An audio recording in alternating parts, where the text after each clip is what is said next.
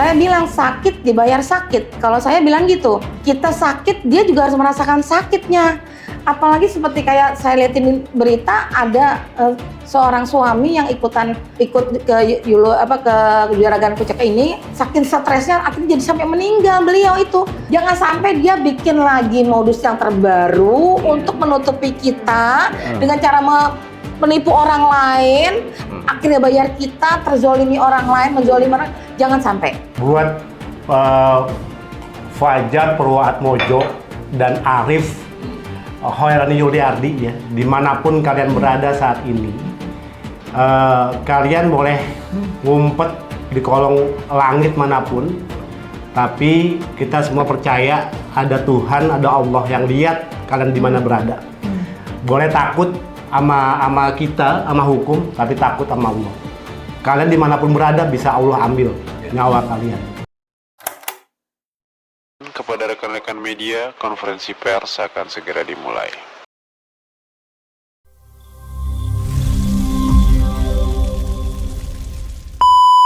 Assalamualaikum warahmatullahi wabarakatuh. Kali ini di Preskon Ray-Ban Entertainment kita telah kedatangan ya para korban dari dugaan investasi bodong berkedok laundry ya, begitu ya. Di samping kanan saya ada Bu Mai, ada Pak Haikal, ada Ibu Bu Dini, dan salah satu kuasa hukumnya Budi Wayono. Kita akan mulai dulu cerita dari Bu Mai ini, ya kan? Kira-kira gimana sih Bu Mai awal mula ceritanya ini, biar penonton pada tahu? Oh, awal ceritanya itu kan saya lihatnya di IG gitu ya. Itu saya lihat ada sebuah investasi yang mengajak kita untuk kerjasama di bidang laundry, tapi yang tertariknya itu adalah co-pilot. Jadinya kita autopilot, jadi kita nggak terlalu mengurusi tentang laundry kita. Ada dia yang mengurusi, tapi kita yang memantau itu juga mendapatkan hasil. Jadi kita nggak terlalu ribet dengan usaha laundry itu. Jadi tertariknya karena autopilotnya aja sebenarnya itu. Jadi saya bilang, oh ini kayaknya bagus ya, maksudnya saya nanti bisa berusaha di situ, tapi juga saya, misalnya ada rezekinya, ada usaha lain, jadi bisa jalan dua-duanya gitu. Jadi berpikirnya cuma tadi tuh, investasi yang ada autopilotnya. Autopilot artinya Ibu mengeluarkan modal, dia buatkan usaha laundry. Setelah dia buatkan usaha laundry, lalu Ibu mendapatkan keuntungan. Yang mengelola dia, begitu ya. Oke. Selama Ibu buka atau belum buka? Belum sama sekali. Belum sama sekali buka.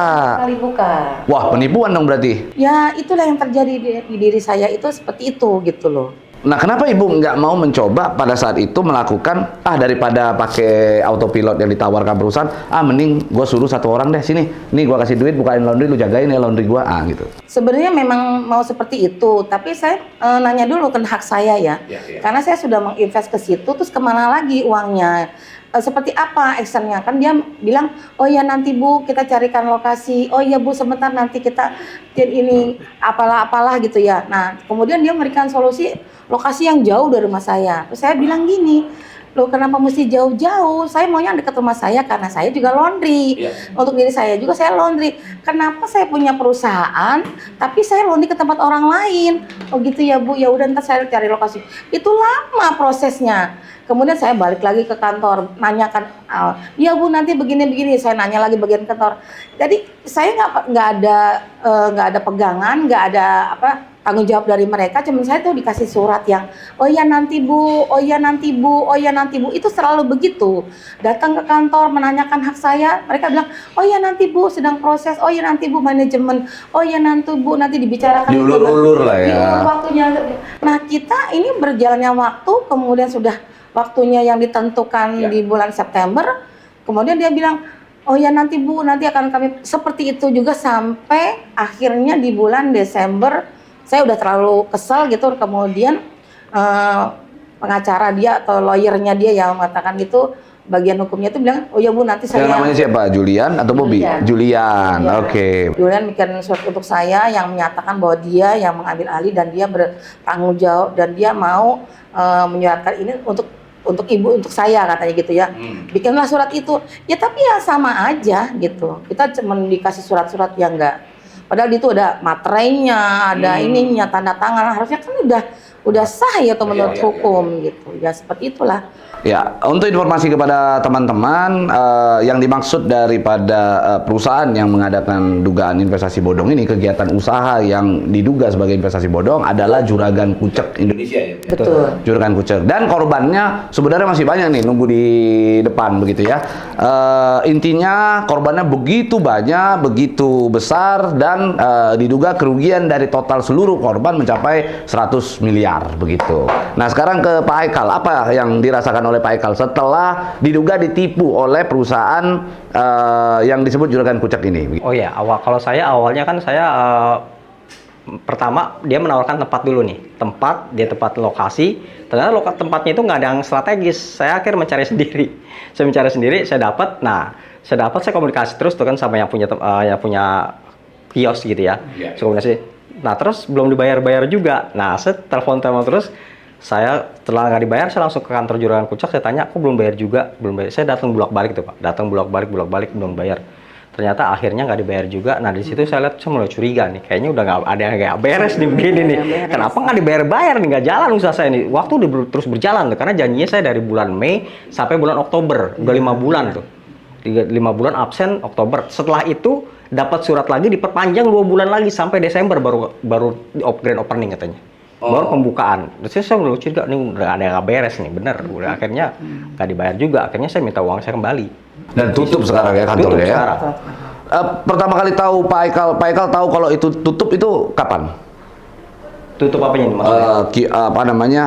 Kantor utamanya mereka yang katanya di mana, di Kokas ya? Oh, di Financial Center di Sudirman. Oh, Sudirman. Di Sudirman. Awalnya gini, saya awalnya ke situ, saya kan ke sana masih buka. Awalnya dia tuh karyawannya itu ini dulu kerja di rumah gitu, kerja di rumah. Work from home. WFH. Ya. Terus kok nggak ada karyawan, terus nih saya datang nggak ada karyawan, ini gimana nih kantor nih, nggak ada karyawan. Saya datengin direktur, ketemu di situ Pak Novel, Pak Yuda, 2 orang yang saya ketemuin. Ternyata ngomongnya nih karyawan pada WFH dan yang bertanggung jawabin dia aja tuh karyawannya. Saya mau ketemu direktur, nggak ada, komisaris nggak ada, di situ direkturnya nggak ada Pak, nggak ada yang di tempat.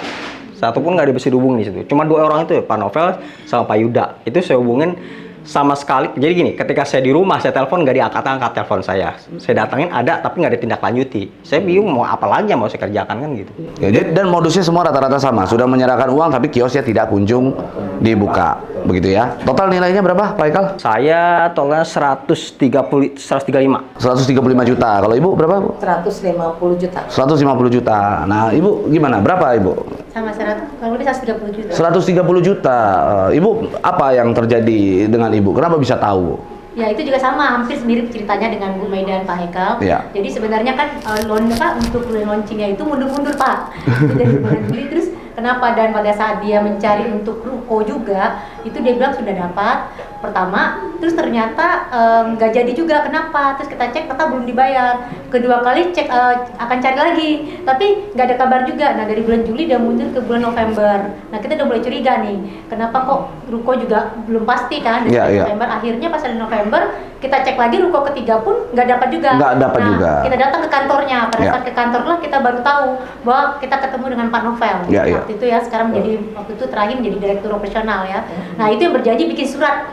Ibaratnya hanya surat tanda bohong-bohong aja ternyata ya. Kalau di situ kan mengatakan bahwa mereka akan kena denda. Mereka bersedia itu kena denda. Kita berikan dendanya kan. Di dalam surat itu menyatakan kalau mereka bersedia kena denda. Ya betul. Bahkan denda itu kita pertegas lagi, malah kena persentase per hari. Tapi dendanya besar dan mereka sanggup untuk tanda tangan itu. Ya karena mereka memang nggak mau bayar kali, makanya. Betul. Kan? Nah Desember kita datang tadi seperti yang Pak Haikal bicara, yang mereka sempat WFH itu kan. Pas WFH gitu kita udah mulai curiga nih, pasti nggak bisa bayar. Nah terus dia bilang, tenang Bu, karena uangnya belum bisa keluar Desember. Maklum perusahaan kalau akhir tahun nggak bisa bayar kan, baru bisa pastikan itu Januari.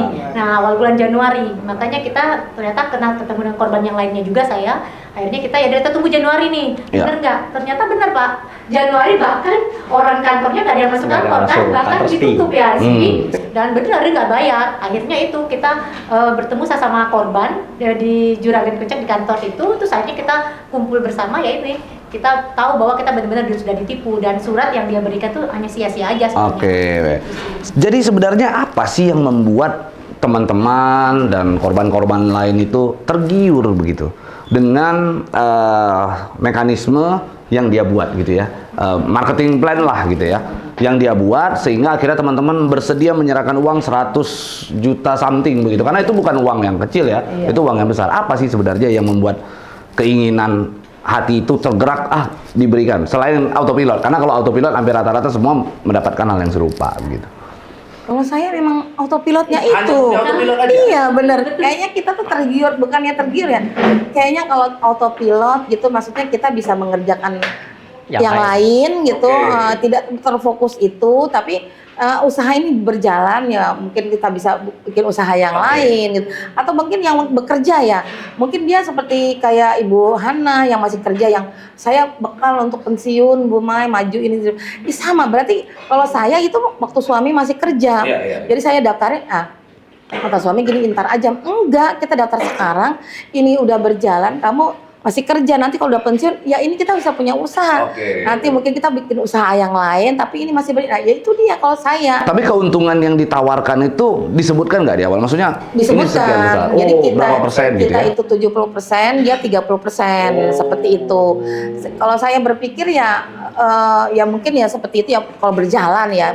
Kita ini kayaknya sistemnya tuh kayak percaya aja dengan itu, karena saya datang ke kantornya kayaknya juga nggak mungkin nipu, karena di selain perkantoran ada iklan Melki juga, ada Melki juga, ada yang nyatakan banyak iklan ini, cucian banyakin kesini aja gitu. Kita langsung percaya aja. Saya rasa korban-korbannya ini semua karena kepercayaan kita ya. Indonesia tuh orangnya warga percaya semua, apa aja percaya walaupun kita tuh nggak tahu. Tapi kalau kita istilahnya gini, kok percaya? Ya karena ada kantornya, karyawannya banyak gitu. Perusahaannya jalan. Tapi memang waktu kita daftar itu kita tidak pernah ketemu yang namanya pemilik. Nah itu. Yang namanya siapa? Ownernya? Fajar. Itu seperti Purwo Atmojo, yang katanya saat ini ada di Jepang ya katanya. Katanya saat ini ada di Jepang. Oke, terus sampai kita tuh nggak pernah ketemu. Jadi kita ketemunya ya sama marketingnya aja, sama istilahnya sama bagian legalnya aja. Tapi indikasinya memang kenapa kita ngikut ke situ ya memang karena yang tadi autopilot itu. Dengan imbas kita mungkin kita masih bekerja, mungkin dengan ini kita masih ada penghasilan gitu. Itu saya tanya dengan berapa orang yang korban sama aja gitu loh.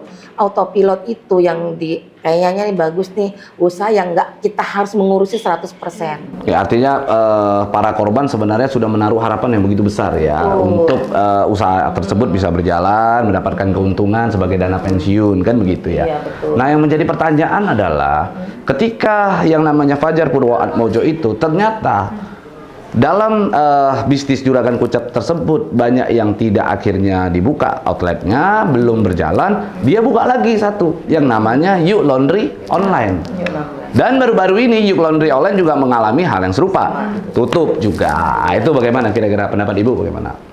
Ya pasti jujur, artinya memang sudah dari awal memang penipuan ya. Artinya kan dibuat bisnis itu hanya untuk semata-mata untuk cari mangsa. Jadi bukan hanya untuk berniat untuk membuat laundry sebenar-benarnya gitu kan. Jadi kalau saya rasa memang ya harus benar-benar Pak Fajar ini harus tanggung jawab.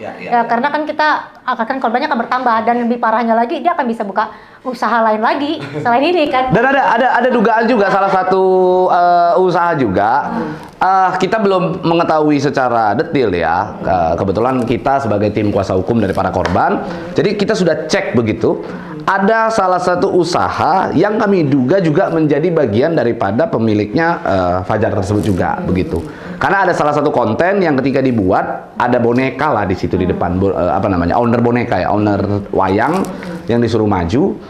Yang mana konten tersebut dibuat di belakang laundry tempat Yulo berada, Yuk Laundry Online berada.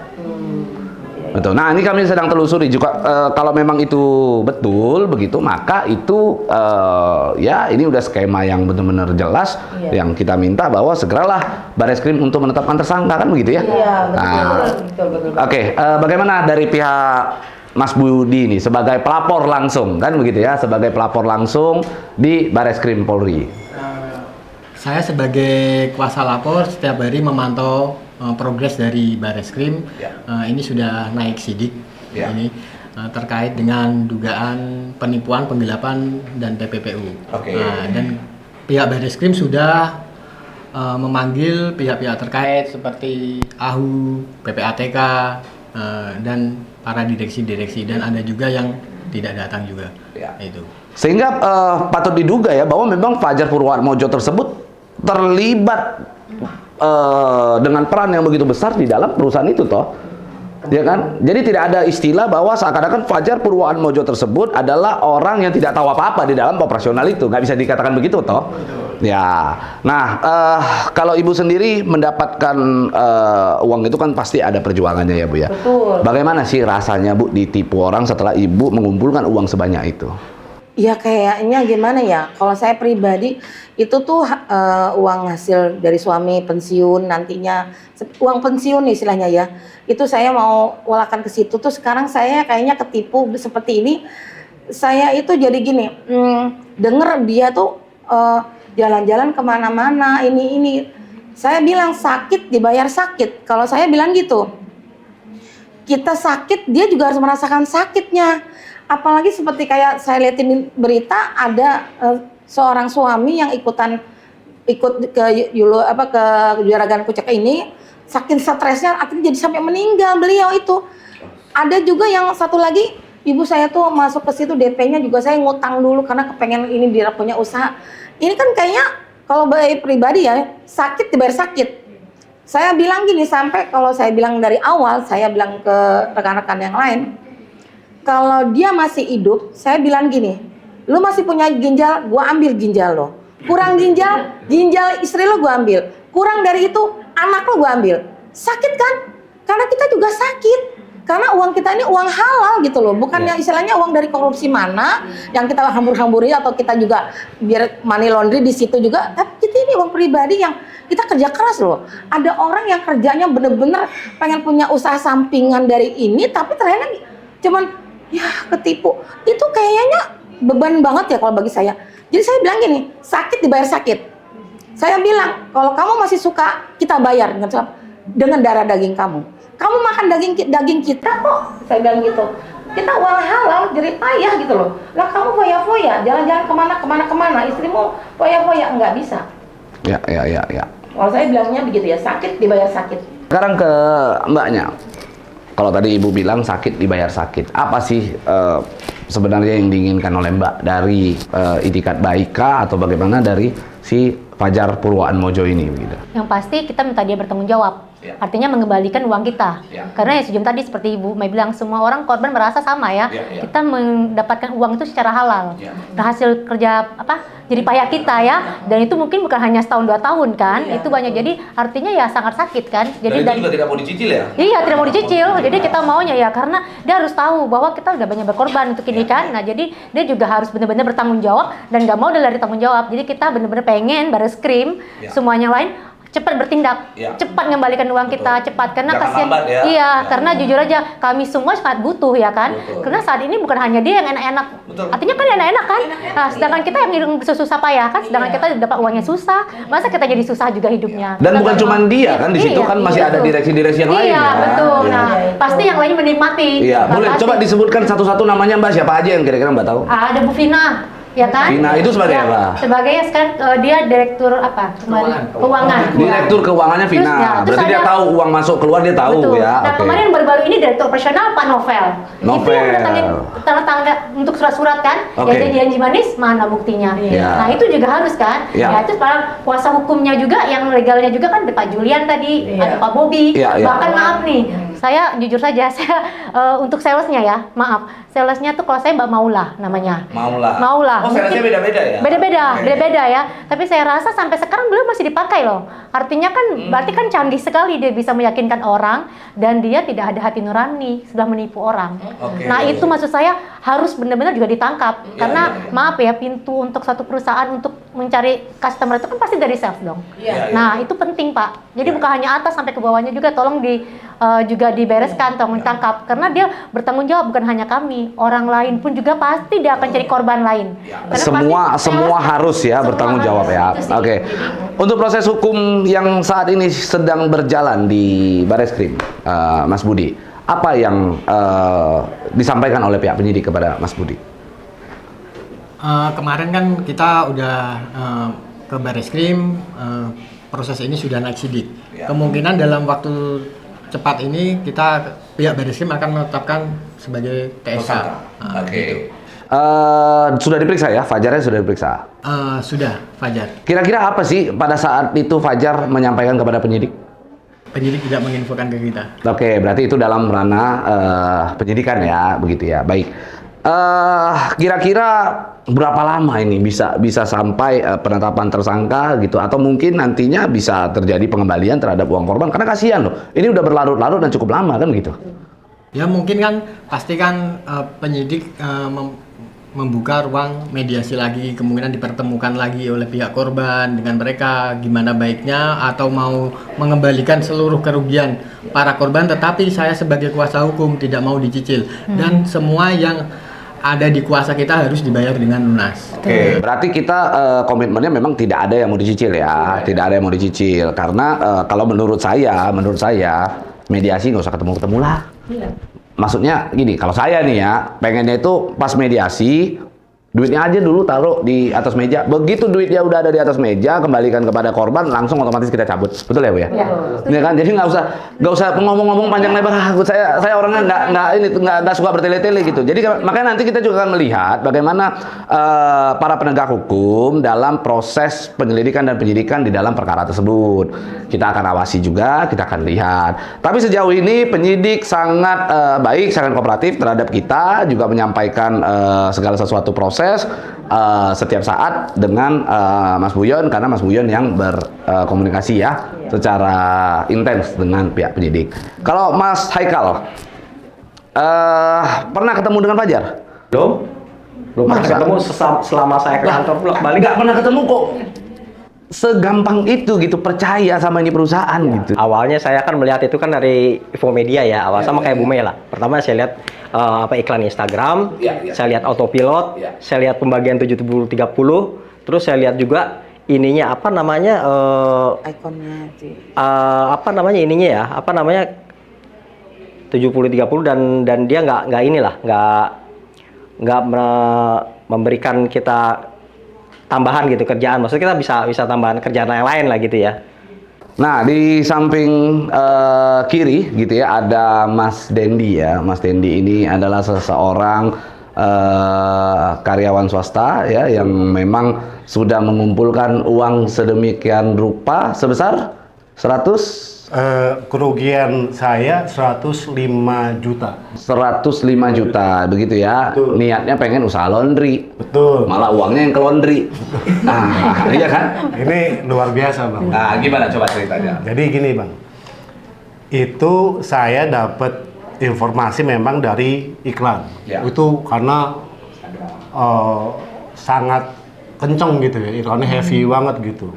Setiap buka apa, keluar lagi juragan kucek. Buka apa, juragan kucek. Saya waktu itu kebetulan memang posisi habis kena layoff, Bang. Oke. Saya kena PHK. Gitu. Ya, ya. Jadi memang berpikir keras gitu ya. Wah, ini buat nyambung hidup gimana nih gitu kan. Uang nggak seberapa, tapi mikir muter gimana supaya tetap ada penghasilan. Iya, gitu. Datanglah itu iklan gitu ya. Saya bilang, wah ini oke juga nih, benar kata Bu Mei tadi bahwa autopilot kita yang belum yang awam ya Bu, masih wah kayaknya nih enak nih kita dapat supportnya tuh betul-betul lah gitu ya. Ya udah saya klik itu iklannya, lari ke WhatsApp akhirnya CS-nya yang handle waktu itu. Nanti dioper bilang nanti akan ada tim sales yang menghubungi Bapak begitu. Oh ya baik. hubungilah saya namanya Maula marketingnya tuh. Oh, Maula. Sama. Bu. Iya, sama ibu. Tapi orangnya ada yang namanya Maula. Udah pernah ketemu? Udah. Bukan maksudnya orangnya siapa aja gitu, tapi namanya Maula.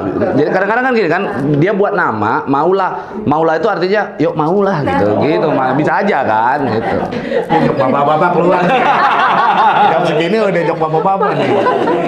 Iya, jadi ya gitu Bang, udah oke segala macem. Saya emang negosiasi gitu ya, dikasih kita diskon tadi ya, cashback berupa emas tadinya. Emas, ada iming-imingnya.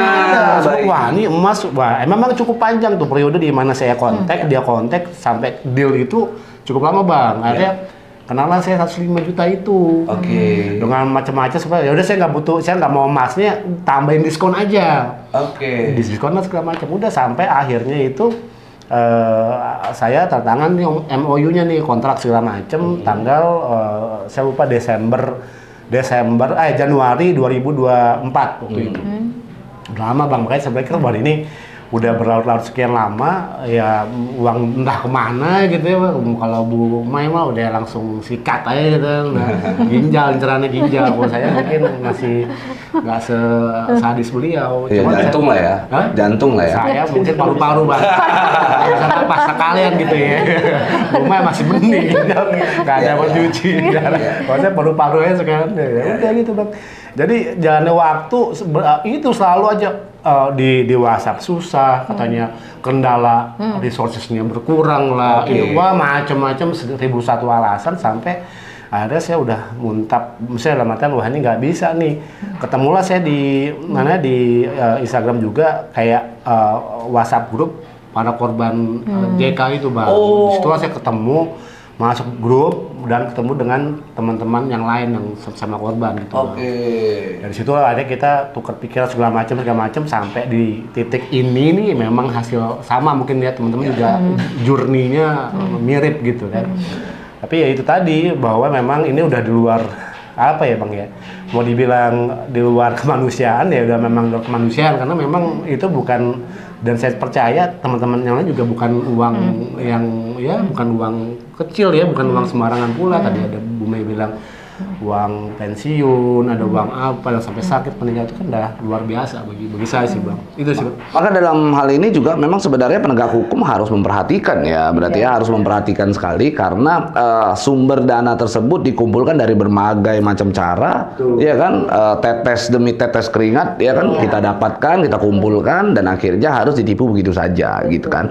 Dan kalau seandainya, ini logika berpikir saya ya, kalau seandainya tidak segera ditetapkan sebagai tersangka orang tersebut, maka pemerintah membiarkan. Iya, Betul Bang. Berarti ini adalah bentuk daripada pembiaran terhadap perbuatan-perbuatan serupa di kemudian hari. Karena ternyata bukan cuma juragan kucek yang si pelaku, terduga pelaku tersebut buat.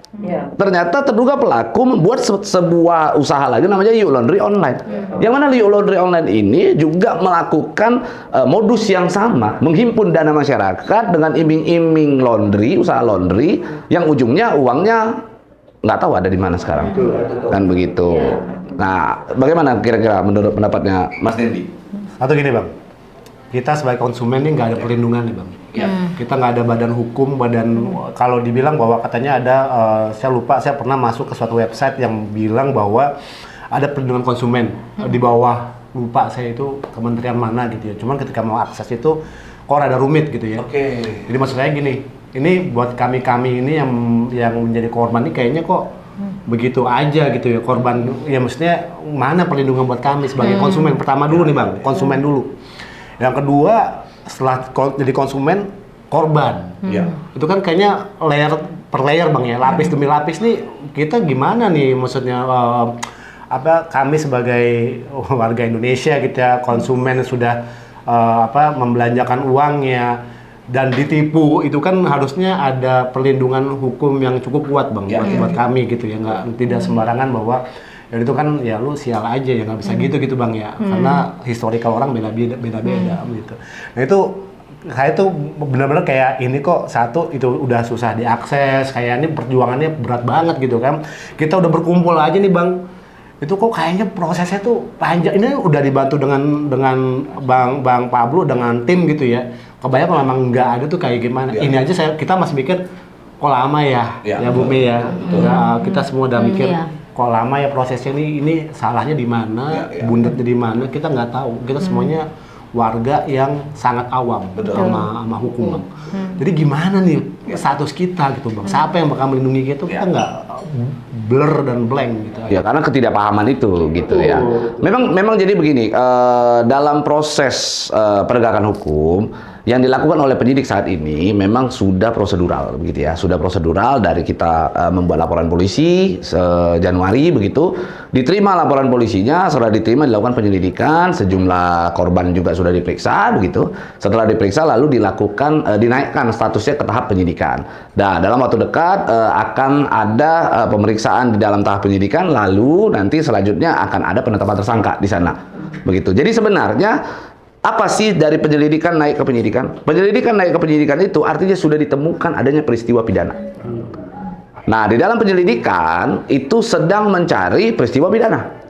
Ada nggak sih dari yang dilaporkan oleh para korban ini gitu ya, peristiwa pidana di sana? Dan ketika penyidik memutuskan untuk menaikkan dari statusnya penyelidikan menjadi penyidikan, maka di sana artinya sudah ditemukan peristiwa pidana. Tinggal dicari siapa pelakunya. Jadi sebenarnya proses hukum berjalan, tetapi kembali lagi memang kita akui bahwa beginilah proses hukum yang terjadi saat ini di Indonesia. Begitu, karena saya tidak menyalahkan para sumber daya manusia yang ada di dalam penegakan hukum begitu. Tetapi yang bisa kita ketahui bahwa minimnya personil sebenarnya yang terjadi. Boleh kita sama-sama cek begitu ya. Banyak, ini juga sebenarnya adalah ungkapan hati sejumlah penegak hukum, penyidik gitu di dalam kepolisian begitu ya. Mereka satu orang itu bisa nangani beberapa perkara sekaligus. Satu penyidik bisa nangani beberapa perkara sekaligus. Sehingga akhirnya ya begini jadinya, yang mana yang mau diduluan kan? Agak bingung, dia duluankan kita, yang lain teriak.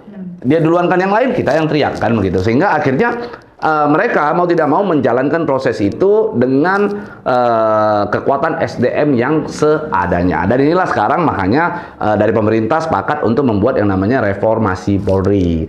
Di mana dalam reformasi Polri itu salah satu poinnya adalah meningkatkan SDM dari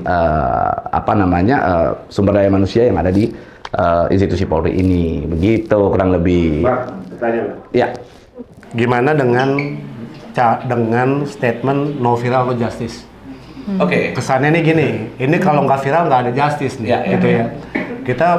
Saya, Bu Mei dan teman-teman ada mikir kita viralin. Cuman satu, caranya kita nggak tahu. Harus nebeng siapa nih, gitu ya. Kedua, ya maksudnya ada sesuatu yang baik yang kita tahu juga dengan Bang Pablo bahwa nggak bisa sembarangan viral, takutnya segala macam. Tapi kalau nggak viral ya nggak justice dengan semua apa yang kita ketahui belakang nih Bang ya. Si siapa namanya yang siapa Bu? Yang IO yang kemarin itu yang kasusnya mirip-mirip ya sama kita ya. Kita ditipu. Itu lebih tragis lagi sebenarnya. Dan yang itu yang daycare gitu ya. Kan kalau nggak viral proses tuh kayaknya lama sekali gitu. Sedangkan kita juga pengen bikin viral nih. Gimana caranya buat diviralin? Sedangkan kayaknya ada rambu-rambu yang memang kita nggak boleh kita terabas gitu sebenarnya untuk amannya gitu Bang. Ini makanya dengan kondisi no viral no justice nih gimana Bang sebenarnya? Jadi sebenarnya ya kalau kita coba untuk cermati sebenarnya istilah no viral no justice itu cukup baik sebenarnya untuk negara kita. Artinya masih ada yang ditakuti oleh penegak hukum. Dia masih takut viral gitu. Pernah kebayang nggak kita di satu negara, saya sebut aja Thailand misalnya. Di Thailand ada satu peristiwa pidana yang jelas-jelas itu sudah viral, se-Thailand udah memberitakan, dia biasa aja. Dan menurut saya viral dengan menyampaikan segala sesuatu hal yang baik dan benar, it's okay aja, nggak ada masalah. Kita boleh lakukan itu. Tetapi terkadang kalau keseringan kita lakukan begitu ya, tentunya ada, ini kan juga manusia toh. Mereka kadang-kadang sebenarnya sudah sedang bekerja begitu. Sedang bekerja tapi ternyata lalu kita membuat viral yang akhirnya mengganggu konsentrasi mereka, akhirnya yang rugi kita juga dalam proses itu. Tetapi sekarang alhamdulillahnya proses hukum sudah berjalan dengan baik dan pada akhirnya sekarang sudah naik di dalam tahap penyidikan. Tentunya ini adalah satu langkah yang baik gitu ya, dan di kemudian hari akan ditetapkan status tersangka. Nah sekarang pertanyaan saya kepada para korban, kalau seandainya Fajar Purwoatmojo ada di depan Anda berempat, apa yang kalian akan sampaikan dan apa yang akan kalian lakukan? Yang pertama saya jelas menuntut dia untuk cepat bayar ini ya, uang. Bukan cepat bayar, langsung bayar. Langsung bayar. Ya, kalau cepat bayar nanti dia ya secepatnya sama aja. Jawab lagi itu kan tarsok lagi ya kan? Langsung bayar lah itu istilahnya. Terus Yang kedua yang jelas dipastikan bahwa usaha bisnisnya itu betul-betul komunikatif. Maksudnya dari awal itu jelas itu. Awalnya kita pertama karyawannya kita telepon nggak diangkat, atau WA nggak dibalas, itu nggak jelas semuanya gitu loh. Jadi kita minta kejelasan dari segala macam ininya tuh udah abu-abu semua jadinya. Jadi kita minta kejelasan lah yang enak gitu loh. Jadi kita tuh nggak ragu dengan kondisi itu, kita tahu gitu step-step yang akan kita lakukan kayak sekarang nih kondisi ini ya. Kita pertama tanda tangan kontrak deal itu ya, perjanjian. Kita menunggu sampai 6 bulan, di hari itu juga perpanjang lagi selama 2 bulan. Itu kan nggak jelas namanya. Setelah hari itu nggak jelas juga, ditelepon karyawan, ditelepon nggak diangkat, di WA nggak dibalas sama sekali, kantornya juga tutup. Wah nggak jelas nih. Ini lama-lama blank kan, abu-abu, kita nggak tahu jalannya ke situ. Ya. Oke, kalau untuk Bu Mai sendiri, bagaimana? Kalau sudah ada di depan nih si Fajar ini, Langsung bayar. Jangan dia disuruh kemana-mana, jangan kemana-mana, ikat orangnya. Orangnya di situ, harus kita di situ, dia suruh telepon, bagian uang, rekening semua langsung diterima, transfer. Jangan, oh iya nanti dibicarakan gini, terus terpulang nanti, enggak. Di situ orangnya, di situ juga harus bayar. Ikat. karena ada indikasi dia udah kabur ke Jepang. Nah, saya nggak mau. Jadi saya nggak peduli, dia duduk di situ, dia suruh istrinya suruh transfer lah, atau Bu bagian Bu Vinanya suruh bayar gitu. Kumpulin orang-orang yang jadi korban itu. Kalau dia nggak bisa bayar, penjarain. Ya penjarain. Iya. Kalau misalnya dia penjarain dia, sebenarnya terlalu lunak ya bagi saya pribadi ya. Karena kan Dipasung. Karena istrinya juga ikutan makan ya. Terus dia juga ikutan kasih makan anak ini. Seperti yang saya ngomongin ke Julian ya. Kamu itu makan duit haram, kasih makan anakmu itu duit haram. Iya. Karena bisa menipu orang, kamu kasih makan istrimu, kasih anakmu. Itu makan haram semua itu.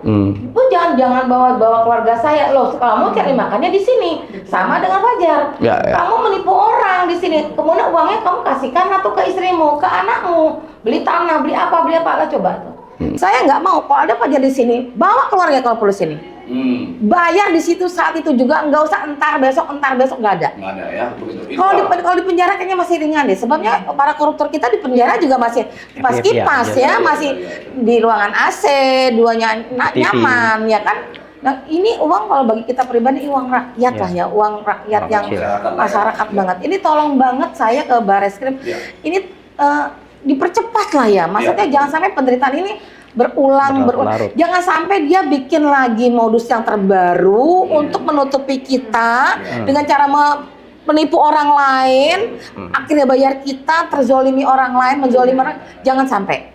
Jadi kalau bisa stuck dianya di situ, stop di situ. Nah, bikin jerak. Nah, kemudian kita akan bisa bilang kepada korban-korban yang teraniaya, terzolimi ini, ayo kumpul di mana? Uangnya di situ ada, Fajarnya ada di situ. Harus saat itu juga dibayar. Kalau saya bikin di penjara, sekarang penjara Indonesia tuh terlalu lunak. Sebenarnya narkoba aja nggak dihukum mati kan? Nggak ada yang dihukum mati, itu kan tenang-tenang aja. Jadi karena Indonesia ini tidak ada namanya hukum mati gitu. Kalau kita ada orang yang ikut ini sampai mati gitu loh. Coba bayangin dong. Ada orang yang ikut dia ini berusaha untuk keluarga tapi meninggal gitu. Lah dia nyaman gitu, cuma di penjara, belum tentu penjaranya tuh yang seperti disiksa seperti apa, ternyata nyaman-nyaman aja gitu loh. Enggak, saya bilang kalau Fajar di sini saat itu juga detik itu saya nggak punya duit, terserah kamu mau ngomong apa, yang penting kamunya di situ, telepon keluarga-keluarganya apa yang mesti dijual atau yang mau di mana silakan. Tapi orangnya di situ. Sekarang kita kalau mau bilang penjara polisi juga kita bingung ya. Mau dia itu benar apa enggak, ya kan? Karena bisa aja kita pulang dia dibebaskan, ya kan, dengan cara apapun juga kan sekarang semua bisa dibeli, ya kan? Itu yang susahnya, itu susah kita ini rakyat ini kan tumpul ke rakyat tajam ke rakyat, tumpul ke atas yang punya uang. Nah kita ini yang bela siapa? Siapa lagi gitu loh? Kalau kita mau bela tuh siapa lagi? Kalau karena kita minta ya Tuhan, tolonglah itu. Karena akhirnya kita minta tanya sama Tuhan. Tapi kan kita masih bisa hidup di sini. Kalau saya bilang ini Fajar di saat ini, detik itu juga harus bayar. Kumpulkan semuanya, tutup, jangan bikin lagi usaha apalagi yang persis atau dia mencuci atau mungkin dia mau ngambil untungan itu untuk kita. Tolong jangan menzolimi orang lagi, tolong. Itu karena apa? Istrimu yang makan, anakmu yang makan, saudara-saudaramu yang makan, itu haram semua. Ingat itu. Ya, itu akan dipertanggungjawabkan. Kalau Muslim itu ada dipertanggungjawabkan di akhirat nanti. Oke, kita akan bilang Tuhan itu Maha Pengasih, Maha Penyayang. Mungkin di saat ini kamu menipu kita akan diberikan rezeki yang lain. Oke, nggak apa-apa. Kami kamu dituntut. Kamu ingat nggak kalau kamu tuh orang Islam akan mengerti tentang itu. Nah, tolong jangan istilahnya menzolimi orang lain. Jangan. Kamu bisa tidak mati, tapi orang lain bisa mati karena uangnya cuma segitu. Tolong. Saya bilang ini harus bagaimana lagi nggak ngerti. Tapi ya, saya bilang kalau Fajar ada di sini, dia jangan kemana. Kalau cuma di penjara, lunak sekali ya kayaknya.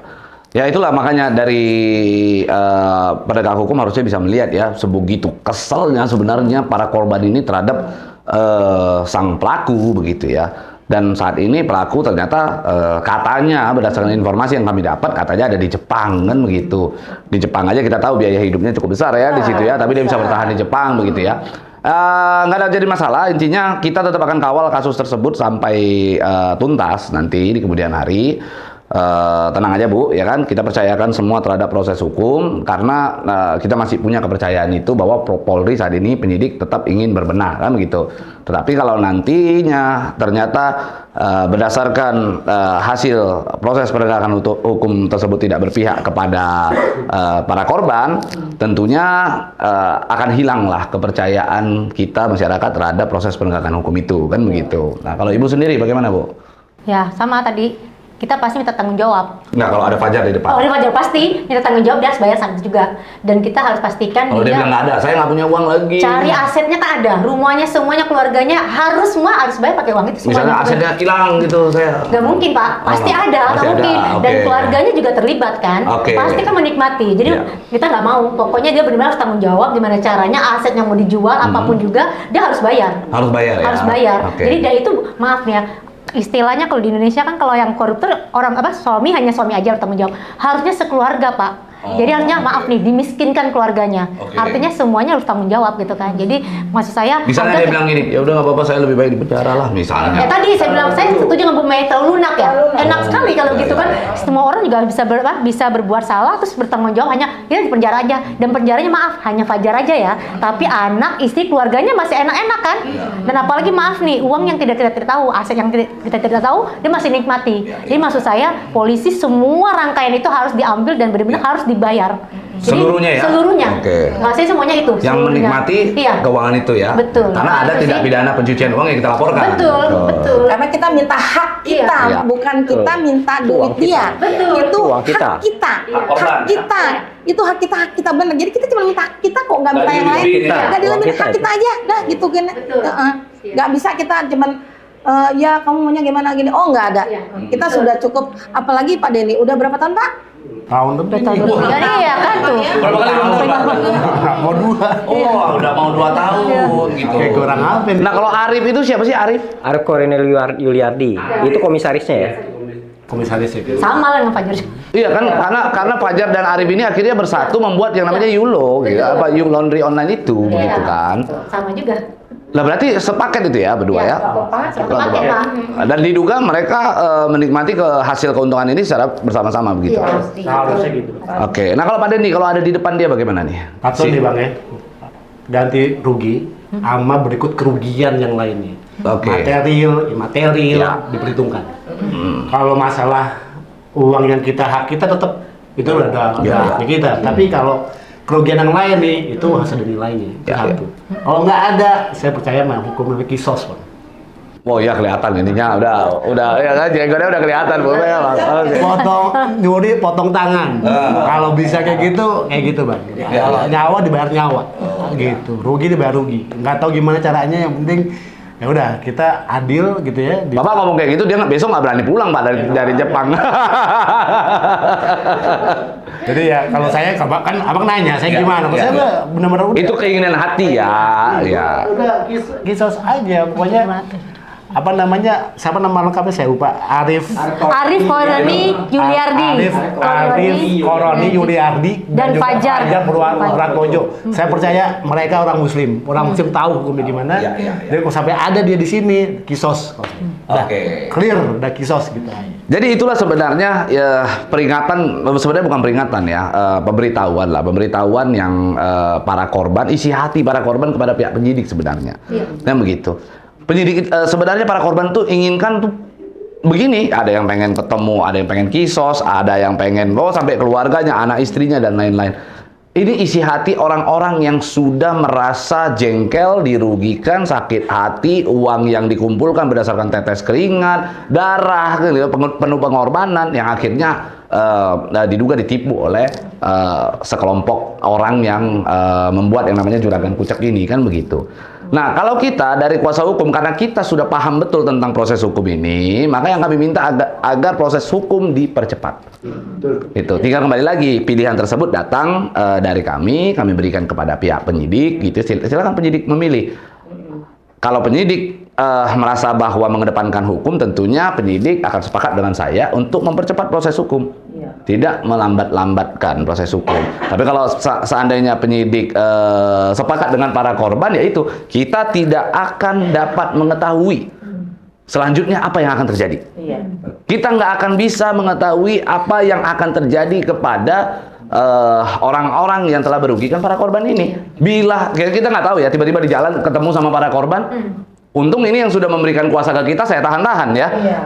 Jangan, yang sabar, kita ingat proses hukum sedang berjalan. Kalau orang lain yang bawaannya sepaneng, apa yang akan terjadi? Jadi sebenarnya proses hukum adalah rangka untuk melindungi Fajar dan Arif juga.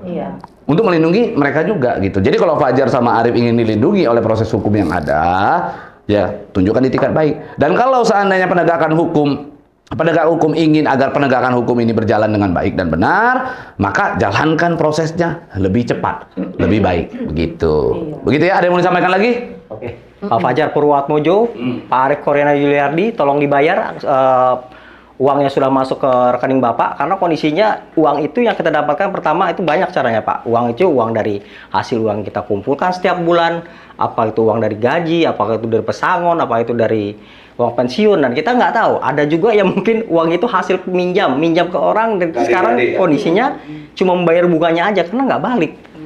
Saat ini kita usaha kita nggak ada sama sekali. Tolong dibantu Pak Fajar, Pak Fajar Purwatmojo dan Pak Arif Koroni Yuliardi. Itu aja Pak.